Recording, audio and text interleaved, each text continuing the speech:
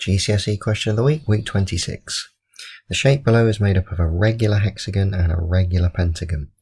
Okay, so we've got a 6-sided hexagon, we've got a 5-sided pentagon, and both of them are regular polygons. And we know that in a regular polygon, all of the internal angles are the same size and all of the side lengths are the same. Okay, so I notice for a start that this length here is common to the hexagon and the pentagon. So clearly that's the same length in both. So that means that this length is exactly the same as this length, which means that the triangle marked with the dotted line must be an isosceles triangle, because these two lengths are the same size. Okay, so if those two lengths are the same size, then we know that this angle is also x, and that's going to be important. Okay, so the key to this question really is if we could work out this angle here, we could work out x, because we know that both of those two base angles in the isosceles triangle are the same size. So how are we going to do that? Well, I think for a start we're going to need to know this internal angle of the hexagon, and we're going to need to know this internal angle of the pentagon, because if we do that we can work out, let's call this angle y. Okay, so let's start off with the hexagon. Okay, we need to work out the interior angle of a hexagon. So how do we work out the total, the sum of the interior angles of that hexagon? Well, we use n minus 2 times 180, where n is the number of sides. Okay, so we've got 6 minus 2 times 180. That's 4 times 180. Okay, so the total sum of the interior angles of this regular hexagon are 720 degrees. How do we find one of them? Well, we divide by 6. There are 6 angles, so we'll divide by 6, which gives us 120 degrees. So this internal angle of this regular hexagon is 120. Okay, now let's do the pentagon. Okay, so same technique we're going to use, because it's a regular pentagon. N minus 2 times 180 will give us the sum of the interior angles. So this time n is the number of sides, that's 5. 5 take away 2, that's 3 times 180. So 3 times 180 is going to give us 540 degrees, is the sum of the interior angles. How do we find 1? Well, this time there are 5 angles, so we'll divide by 5. And we get 108 degrees. So the interior angle of this regular pentagon is 108 degrees. Okay, so now let's work out y. How are we going to work out y? Well, we've got 120 degrees plus 108 degrees. That's 228 degrees. And we know that forms an entire 360 degrees along with y, so we better do 360 take away 228, which gives us 132 degrees.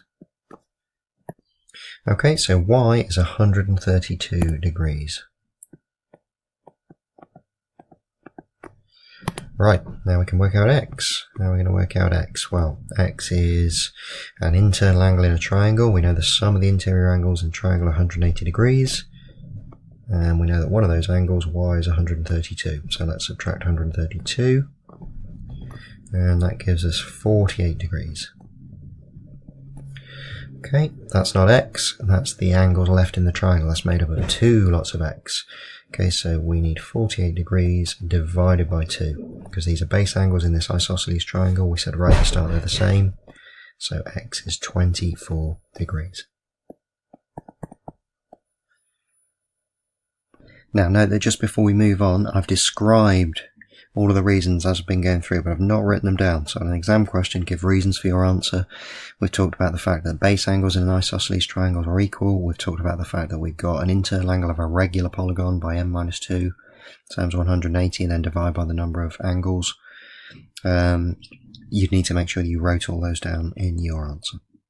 Okay, height here. The diagram shows 3 rows of rectangles. Each row is the same height. The first row is made up of 2 equal-sized rectangles, the second row 3, the third row 4. Find the fraction of the shape that is shaded. Okay, well let's imagine this rectangle here. You can see straight away that that takes up half of the top row. But if we imagine the second row divided into halves and the third row divided into halves, you could probably see that the fraction of the entire shape that that top left-hand rectangle takes is 1/6, because it's 1 out of 6 of those halves that we've just divided the whole shape up into. Okay, then if we do the same thing with the rectangle on that second row, this one, that looks like it's exactly 1/3 of the middle row.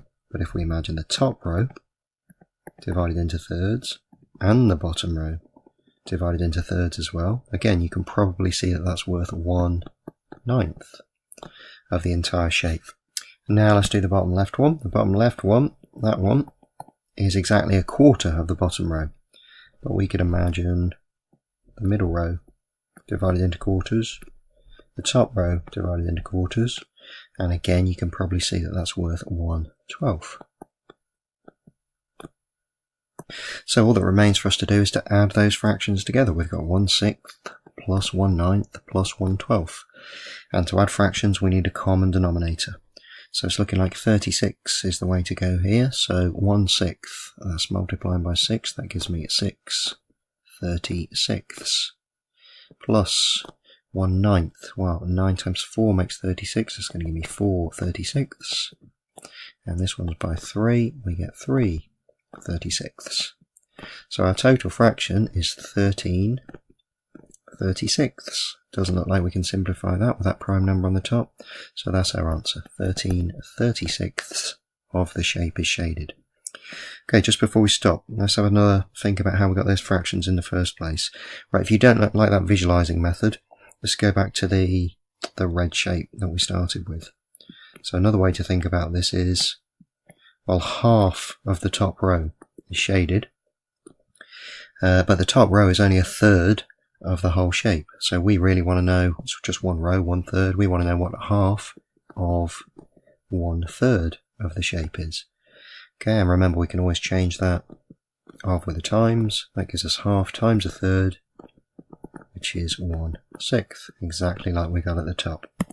Then the blue shape, what have we got here? Well, we said we had 1/3 of the row, but the row is 1/3 of the whole shape, so we want 1/3 of 1/3. That's 1/3 times 1/3. And again, that gives us 1/9. The last one, the green one, what have we got here? Well, we had 1/4 of the row, but that row was only 1/3 of the whole shape, so we want to find out what 1/4 of 1/3 is. And that's the same as 1/4 times 1/3. And again, that gives us 1/12. So we'd add those up in the same way, we'd still get 13/36.